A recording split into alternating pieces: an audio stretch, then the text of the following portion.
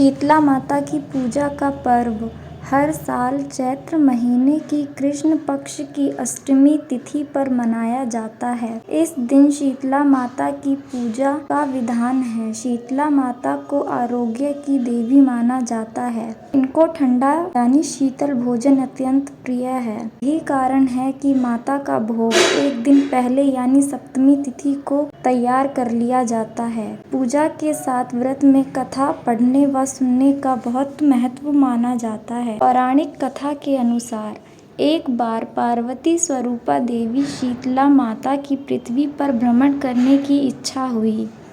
उन्होंने विचार किया कि इस चराचर जगत में उनकी पूजा कौन करता है, कौन उन्हें मानता है।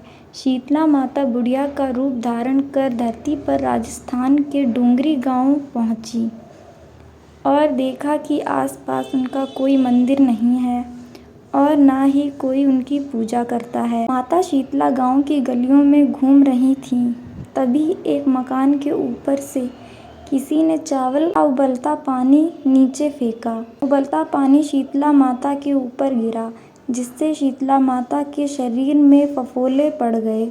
शीतला माता के पूरे शरीर में ताप होने लगा। शीतला माता चिल्लाने लगी, अरे मैं जल गई, मेरा शरीर तप रहा है, जल रहा है, कोई मेरी मदद करो।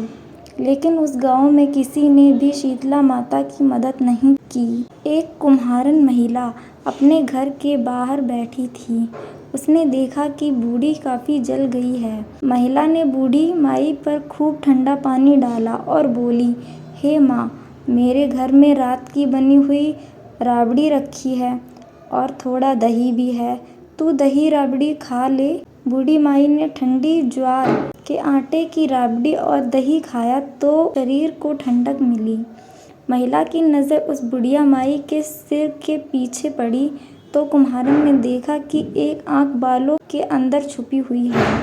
यह देखकर वह कुम्हारन डर के मारे घबराकर भागने लगी। इस दौरान उस बूढ़ी माई ने कहा, रुक जा बेटी, तू डर मत, मैं कोई भूत प्रेत नहीं हूँ, मैं शीतला देवी हूँ। मैं तो इस धरती पर यह देखने आई थी कि मुझे कौन मानता है, कौन मेरी पूजा करता है।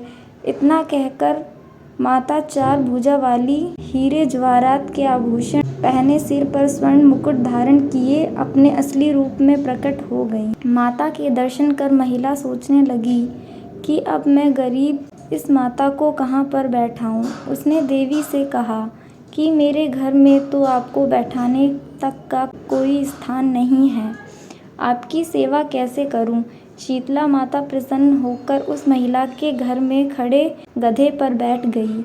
उन्होंने एक हाथ में झाड़ू तथा दूसरे हाथ में डलिया लेकर महिला के घर की दरिद्रता को झाड़कर डलिया में भरकर फेंक दिया। साथ ही महिला से वरदान मांगने को कहा। महिला ने हाथ जोड़कर कहा, माता, मेरी इच्छा है कि आप इसी डूंगरी गांव में स्थापित होकर रहें। होली के बाद की अष्टमी को जो भी भक्ति भाव से पूजा कर आपको ठंडा जल, दही व बासी ठंडा भोजन चढ़ाए, उसके घर की दरिद्रता को दूर करो।